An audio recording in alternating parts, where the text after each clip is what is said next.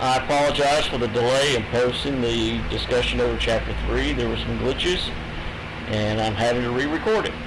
So as you're looking here at the screen, of course, you're seeing the preview of Chapter 3, talking about the background of the historical literary aspects. In this case, it talks about Aeschylus, one of the three great dramatists, tragedians of the Greek drama history, with Aeschylus, Sophocles, and Euripides as the three. Aeschylus is the older one. Then you have Sophocles, followed by Euripides. It talks a little bit about some of his plays, his Oresteia trilogy, which is based off of the return of Agamemnon from the Trojan War. That's the first play, Agamemnon. And then the other two concern his son, Orestes, who avenges his father's murder, and then is pursued by the Furies for having killed his own mother, who of course was guilty of killing Agamemnon. But it talks a little about the Persian with Xerxes I, and the details there as an interesting play. It talks a little bit about the same point that was covered about the Persian invasion, or attempt to invade the sea states in the different areas of the Peloponnesian Peninsula.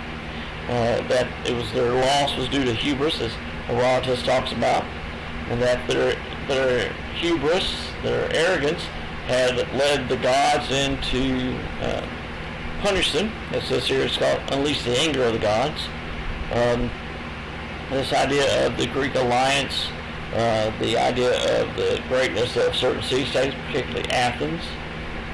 And so you have some of the details are going to be part of this section called Classical Greece and the Hellenistic period. So as you go through, of course, talk about some of the great civilizations. This is the heyday or the golden period of these city-states, especially Athens, as it has emerged as a major and leading figure in not only in the Peloponnesian Peninsula, but also in colonization around both eastern all the way up to the western side of the Mediterranean, including colonies in Sicily and on the west side of Italy. Talks a little about this in that part. The classical ideal becomes one based on symmetry and balance. The idea about order and reason, as it comments here, that everything should be ordered and controlled, that humanity, that human ability will triumph over chaos and create a balanced society. And that was very important. Symmetry, proportion, and balance. Here you have the Acropolis. And you can see again the construction. They're working on restoring it. If you go back to the overview of the chapter, I have a picture of it taken when we were there a few years ago. And then this will show you how it would originally have looked. There would have been a roof on it. The roof probably would have been of wood. You can see the different aspects here and the details and how over time it has deteriorated. So the classical ideal involves a great deal of balance, proportion, and symmetry. The idea of keeping everything in those perspectives becomes very important. The next part goes a little historical about the Delian League. The Isle of Delos was chosen as a treasury area. The different city-states, as I mentioned, for Chapter 2, were independent of one another. But they did have a confederacy, if you will, a loose alliance, which the book earlier in this chapter talked about the term of alliance, in which they recognized that they needed each other if they were going to maintain strong trade with other areas. The need for the trade was one, so that no one city-state would set the rates, in the sense of they're all taking similar products to trade, wine, grapes, etc. We talked a little bit about the importance of olives and olive oil. Those are just some of the products that they were producing. Well, every one of the city-states had something like that. So instead of one city-state going in and then trying to undercut the other city-states by lowering prices. They loosely confederated and were able to set the market price, if you will, by sending the fleet of ships together, the ships with all the different products. It also protected them because in 2000 BCE there were pirates in the Mediterranean, and so this kept them from attack. And so they were able to then loosely agree for protection in that way, and it extended to if they were attacked by any outside forces, one particular city-state could call on other city-states for aid, and that became part of it. So the Delian League, Ala Delos, was established with Athens agreeing to act as treasurer. Unfortunately, Athens decided that they would use the money for itself. Persians had attacked Athens, and there had been a great deal of destruction, including the buildings on the Acropolis, and so the Parthenon was damaged severely in other buildings. Well, Athens decided to use the money in the treasury to rebuild Athens. Not its purpose and not authorized by the other city-states. Corinth was the first lead city to question what was going on, and they recognized that the funds were being transferred, the money being spent, and it wound up leading to arguments about details. Pericles, who was leading during this time, was determined to restore Athens, but the tensions, as it says here, did mount. The city-states started pulling away from Athens. Some stayed with Athens, others did not, and you wind up having Peloponnesian War. And Athens eventually signed a peace treaty, but then it broke out again, and Athens was finally defeated, and was forced to give in. But they, having used the money for rebuilding Athens itself and the buildings on the Acropolis, they did not repay the money. They just basically said it's not there, and they didn't have it. So the other city-states' contributions essentially helped to rebuild the Parthenon and other buildings in Athens. You have writings about this. We have Thucydides' History of the Peloponnesian War, where he had served in it. He wrote not long after it. He actually wrote this. And you'll see that he was part of the Peloponnesian War, and so he was able to write about it. It tells you a little bit about the details he had in there. He had been part of Athens, but he eventually was exiled from that, so he wrote about both sides and perspectives. So it's really sort of an objective commentary about what was taking place. It gives you some different details here that you can look at. And again, the Corinthians were one of the leading voices against Athens, but the Spartans come in as sort of the leading military aspect of the confederation against Athens. So it becomes really important. Thucydides, of course, writes about Pericles, who was still honored, very well respected, even if he had been behind the use of the money. And so when he died in 429, Athens was still a dominant city and had not fallen on hard times yet. You see the details here about the city, this is the Parthenon. Again, they are working on restoring it. These stones here are actually the stone remnants that had been part of this. So they're all scattered around. Some are usable, and they're trying to use as many of them as they can. Others are not usable. And so what they're trying to do to restore it is use rocks and stones quarried from the original quarries that are being used.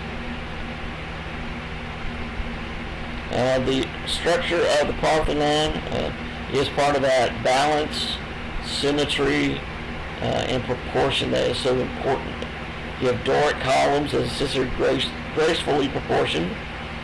You have 17 columns on each long side, and then you have 8 across, so that literally you wind up having a balance when you look at them. And so again, it says here, the columns at the corners are thicker and closer together than the others, so that they're really not flat, it's convex, higher in the center, so that again, details to help to create the proportions to the naked eye that you can't quite tell it. And so that's part of the classical order aspect. There were sculptures around it. These are some of the pieces that are left, again, damaged over the history of the time. This piece, of course, as you can see, they suppose, when I say they, the archaeologists, those who've gone through it, believe this probably would have represented 3 goddesses, which 3 we're not sure. They say that the goddesses are present to observe the birth of Athena, possibly not. Athena, of course, emerges from the head of Zeus, so are they watching this? Possibly. This is part of the frieze that went across the top of the Parthenon, and this one, this particular piece was taken back to the British Museum. So you have the different aspects here. Within the Parthenon would have been a statue of Athena. It was of ivory and gold. That, of course, did not last. It was destroyed. But again, you have the details of this. Offer for you about the key details of the architectural style that was typical of this classical era, the use of the portions in a symmetrical order. All this is part of it.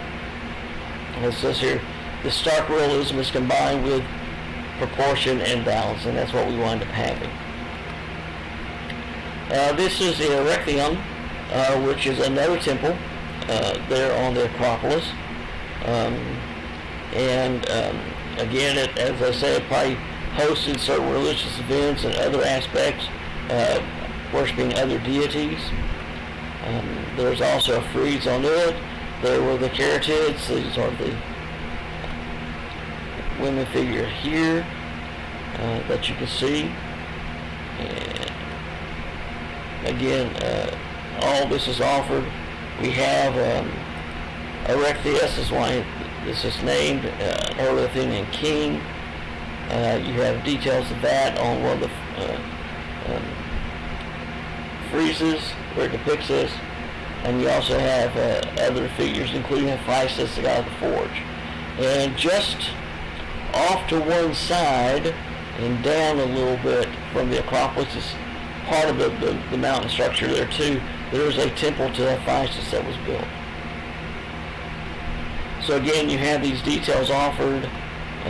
It's a little more asymmetrical in the sense of the different levels. And again, you can see that here where this is lower, this is higher, this is higher.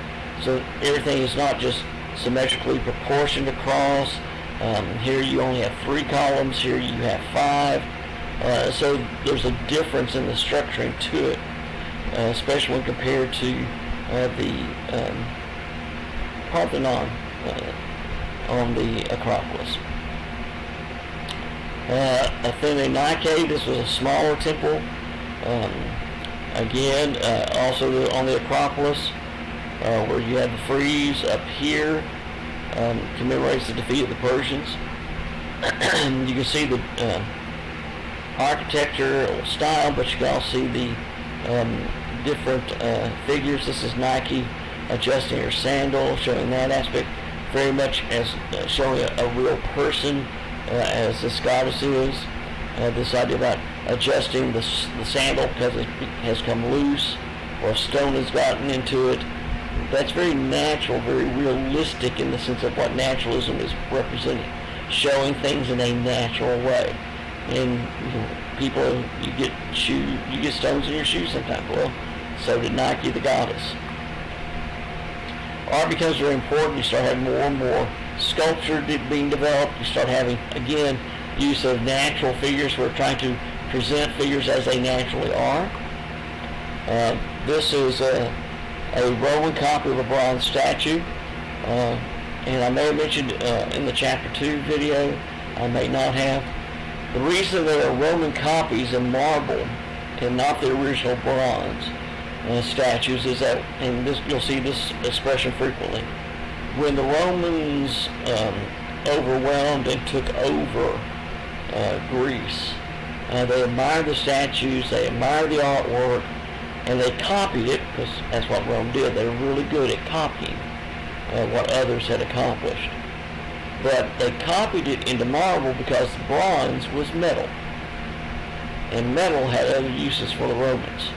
They took the statues, melted them down, and used them for shields, armor, and weapons. They did not keep the bronze around for other purposes. This gives you an idea of the discus thrower, which is, as you look at this, we see a very realistic style to it. The turning of the body, the veining here, the idea of the rib cage, the abdomen, the musculature that you can see. You see the veining on the hands here. Let's see if I can get it a little bit bigger here. Yeah, there we go. Got a little too big.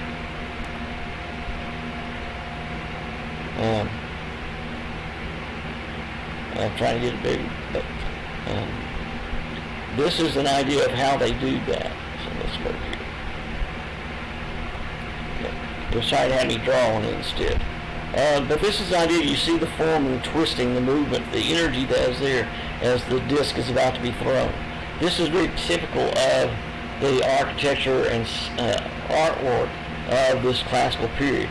Again, we see this figure, again, a Roman copy of the spear bearer. He would have been holding a spear here, and more than likely the spear would have been a much more realistic one, wood with an actual metal tip to it, so that it was just part of it fit down into the hand of the spear bearer here. But you can see the details on that one. And again, you have Phidias who supervised art, but you also have Polyclitus from Argos, where he just came up with this, basically a guidebook on how to create a statue, what the proportions had to be. If you were going to be creating the bronze statue, then you need to have it in a certain proportion. And so he came up with the, as it says here, harmonic proportions, and codified into a mathematical formula.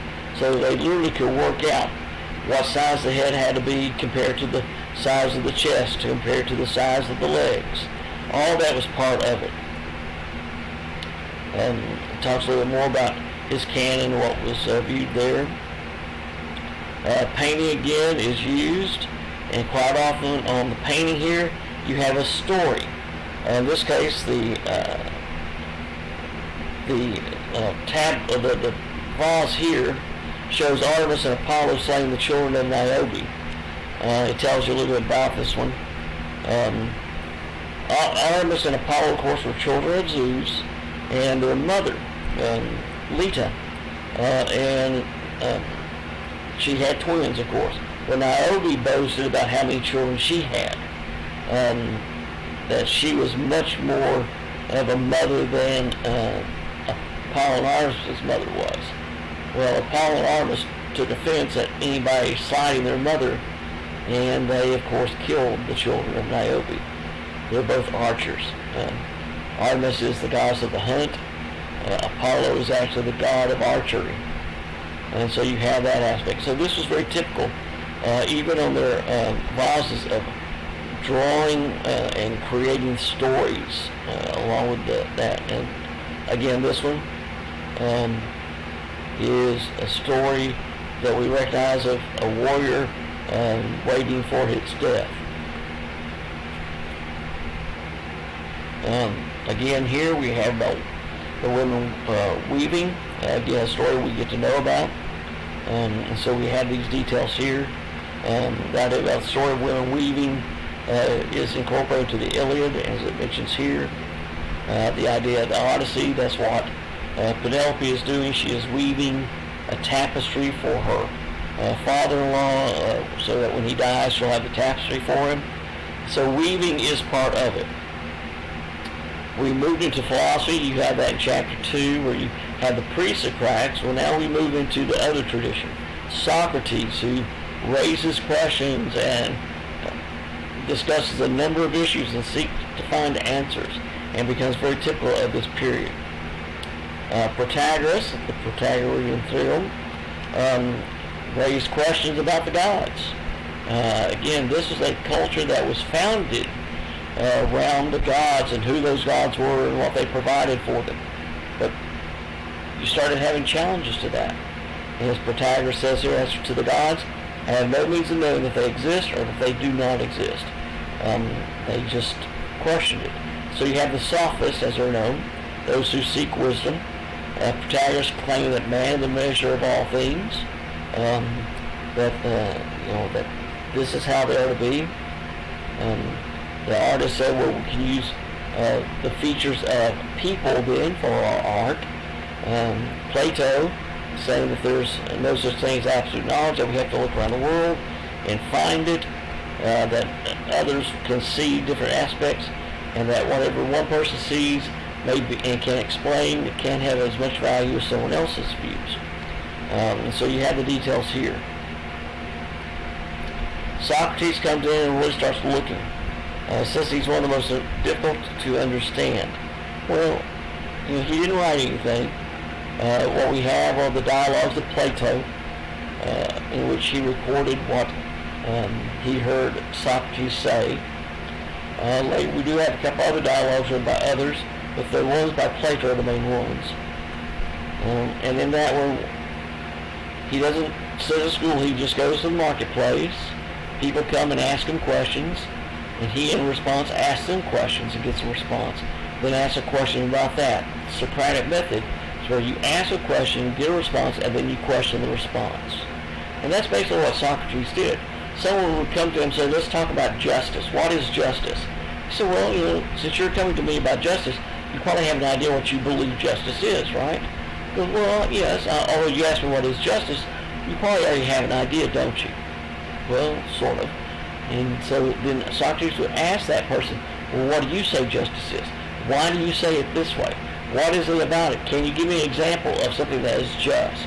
And he questions it thoroughly until the person finally admits, no, I really don't know what justice is. I was just coming, thought I could find out something from you, get your thoughts.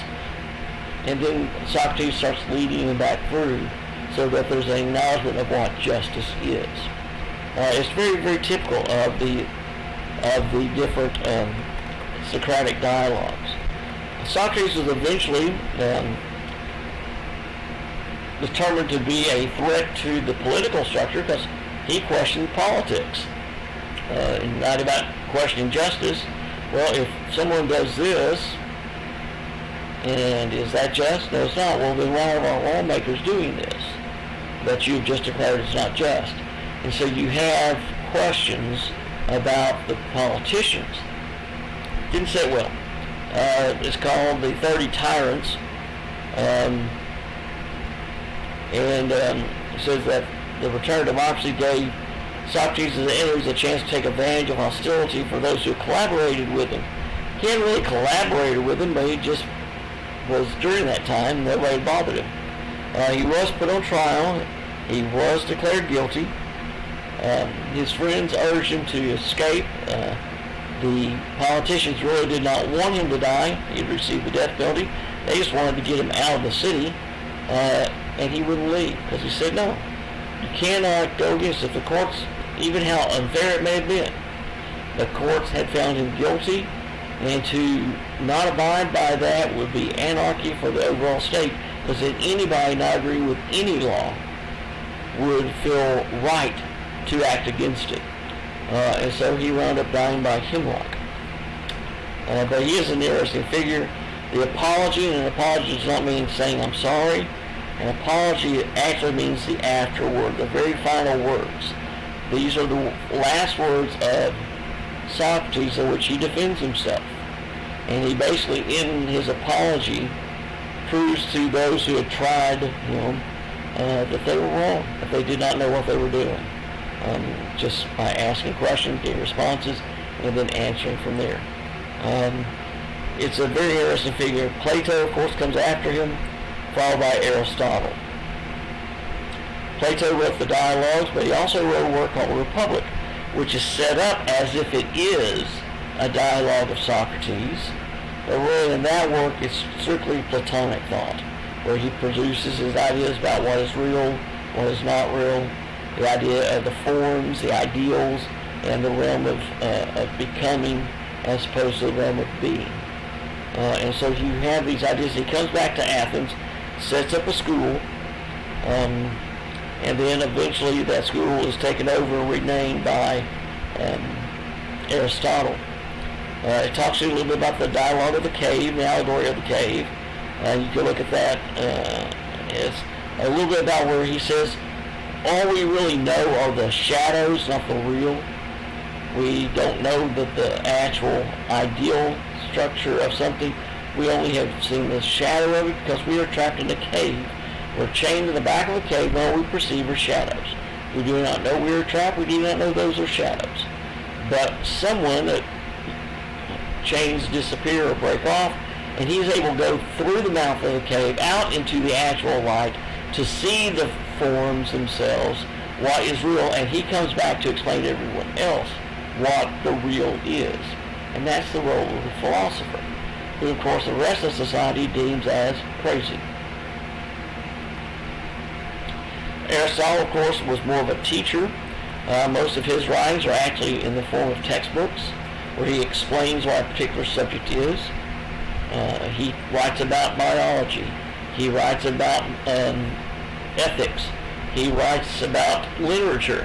His Poetica is where we get much of what we think of as the foundations of literary terminology. Metaphysics, where he looks at this idea of the foundation of philosophy. And so you have some details here about that. He became highly influential because he was the tutor to Alexander the Great, and Alexander took the architecture and philosophy of Greece wherever he went, and he conquered the world, as was known at that time. Music was part of it. Pythagoras, as mentioned in Chapter 2, had come up with the harmonic chords and the idea about structuring notes. Again, in this classical era, harmony was important. Symmetry, proportion, balance. Plato thought that music had a place in society because of the idea about moral development. Aristotle saw that the numerical relationship, such as in music, could be used to compose works, to imitate reason and virtue, and bring it that way. He says he believed the doctrine of ethos, which whereby music had the power to influence human behavior. He was basically in favor of that. Plato was not. Plato said there was a place for it, but as it says here, musical activity could mold the character for the worse. Aristotle thought it could be used to improve morals. Plato thought instead it could impact one's character, but it could also do so in a wrongful manner, so that it can turn you against it. So he turned you against what was right.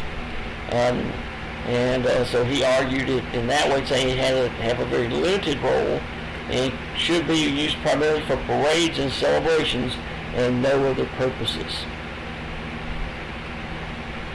Theater, of course, we opened up a chapter talking about Aeschylus, Sophocles, and Euripides, the three great tragedians. Tragedy was very important. The development of this came in the worship of Dionysus at a festival called the Dionysia, and so plays were performed to recreate or reenact or re-emphasize classical stories. That means when the audience attended the dramas, they already knew the story. They already knew what was taking place. When Sophocles writes the Oedipal cycle of plays, They already know what happens in Oedipus.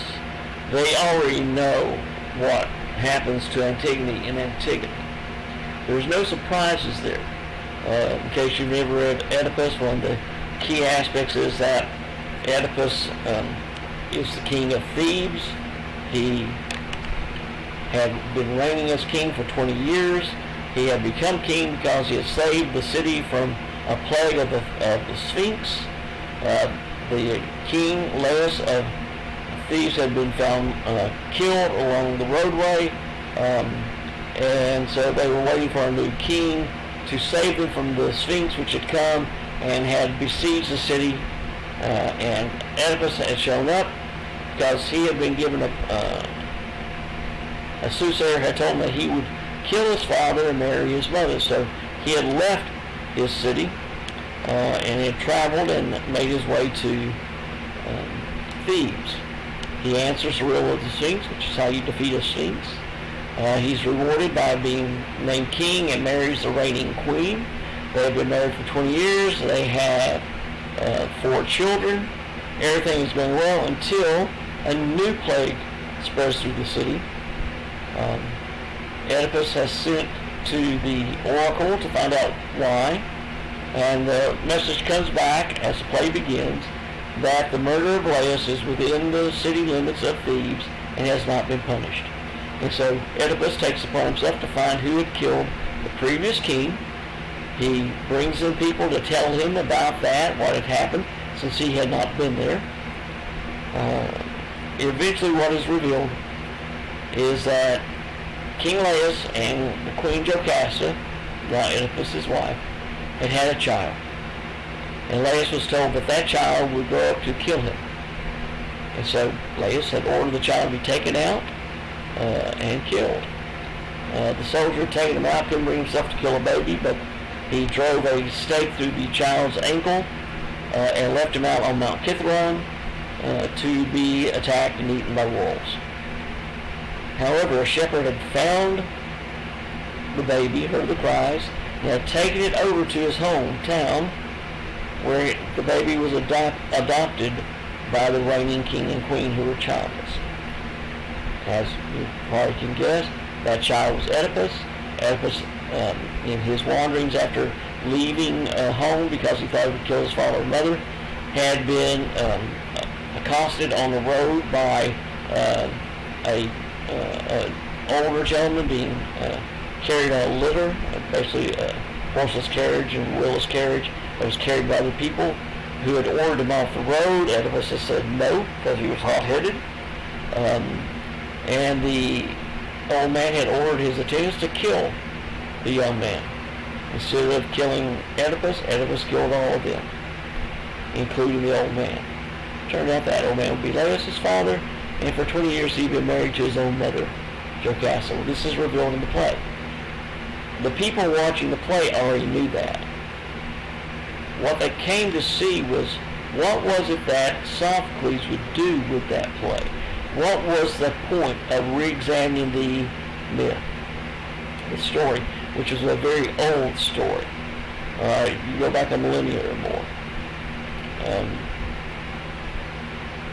What happens is that in that play, just as Protagoras had a question about the gods,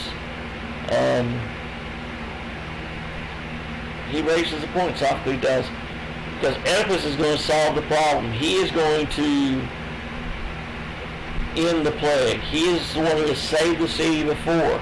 He is the savior for these people. They have turned to him, not to the gods. In fact, the one who comes to ask for Oedipus' help at the beginning is the priest of Zeus, who doesn't go to the temple of Zeus and appeal to Zeus, but instead they come to Oedipus. And so Oedipus is going to save the city. And at the end of it, when Oedipus is to be punished, Oedipus does the punishment. He blinds himself. He orders himself to be banished. The gods do not appear. They get the message from the oracle, and that's about it. What we have is, in Sophocles raising the point, if man can decide for himself Remember, this is during a time when democracy has been established, where people were electing and choosing. Well, if people can choose for themselves, make their own laws, make their own determinations, why do they need gods? It's a question Socrates does not answer, but it's broached and becomes important. Now the drama festivals are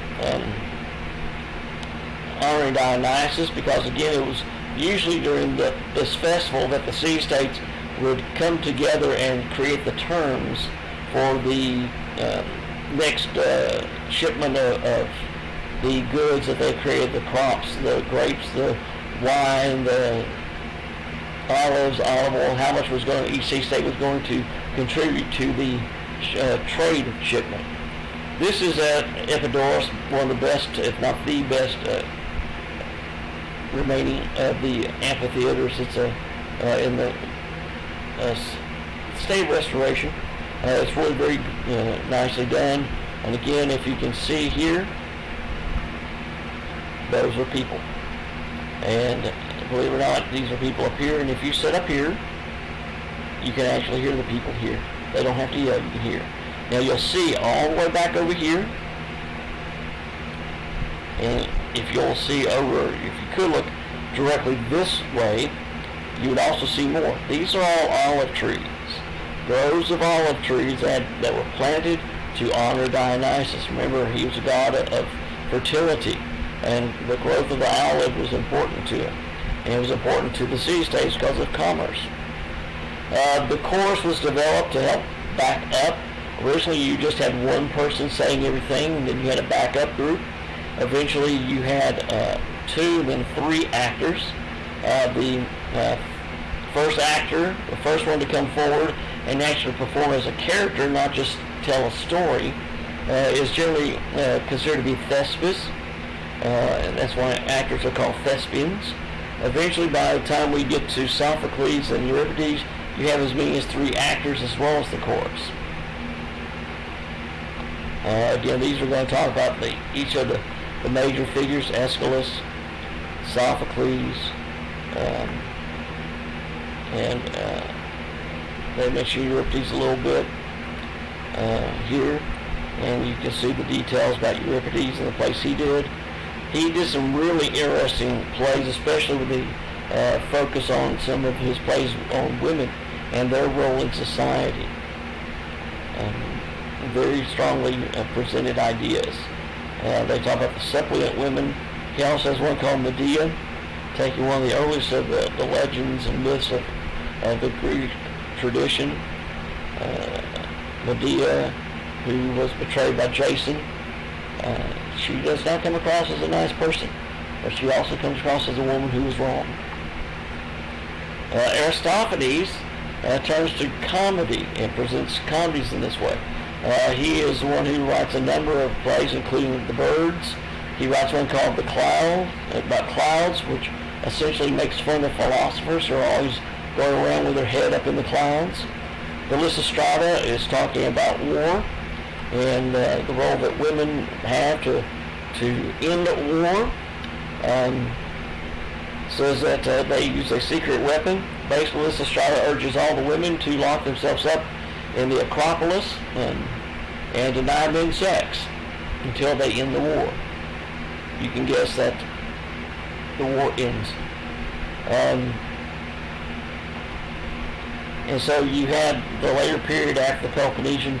You have Athens fall, not quite as strong. That's when the Macedonians from the north come in under Philip, and then his son Alexander takes over after Philip dies. This is all about the sculpture again. You'll see again more realism, more of these details here. You can see the attitude and the views, the attempt to get the body just right. You can see on this one what we have remaining, the head of Alexander, trying to really capture the sense of his youth and how he looked. The Hellenistic period, as it's called, is where the details of Greek culture have been spread elsewhere. And so it's called Hellenistic. Again, there really was no Greece, but you had the city-states, but they saw themselves as Hellenes, Hellenistic ones. Again, a frieze at different areas. This is in Turkey. Statue here, again, Roman copy. You have, again, Nike, again, the head off here. You have Venus de Milo, as it's called, and one of the most famous statues. And then you see about the details here. Laocoon and his sons decided out they're the ones who are being, as it says in this one from the Aeneid, sea serpents strangled the Trojan priest and his sons, for they're telling Trojans be wary of the gift of the Trojan horse. So you have this aspect here being redone. Again, this is all going across the different areas. When Alexander dies, what he had taken over had been split among his generals. So you have the area of Syria, Seleucides. Egypt goes to Ptolemy. Pergamum and Macedonia go to two other generals. It says Ptolemy takes over Egypt, so that when we think of from about 300 on BCE, really the rulers of Egypt were Greek in origin. Cleopatra was not Egyptian in the sense of tracing her heritage back to what we'd covered in chapter 1. No, she was Ptolemaic. She was Greek. And so much of the attitudes and views of the Greeks penetrated the ruling of Egypt at that time, which is why the hieroglyphs, and I believe we mentioned this earlier, the hieroglyphs were not understood because the Greeks didn't know them. 300, so, and eventually it was lost about how to read the hieroglyphs. Again, different aspects about museums where they try to recreate things. And this takes us to the end of the chapter. And again, I apologize for the lateness of getting this posted. I know some of you have already taken the reading quiz over 2 and 3, and this was designed to help you a little bit. But there were glitches. I'm just now getting a chance to get this posted. Again, when you take the reading quiz, if you haven't taken it yet, open up the 2 chapters. Look at the timeline that they offer here, the basically outline of the chapter, where it will cover some major points, not every major point, but some. And then you can also use the details in the chapters. As you can see here, the contents. So if you have a question over the Pericles, you can click there and it'll take you to it. So again, apologize for being late with this. And I'm looking forward to chapter 4, where we get to talk about the rise and importance of Rome.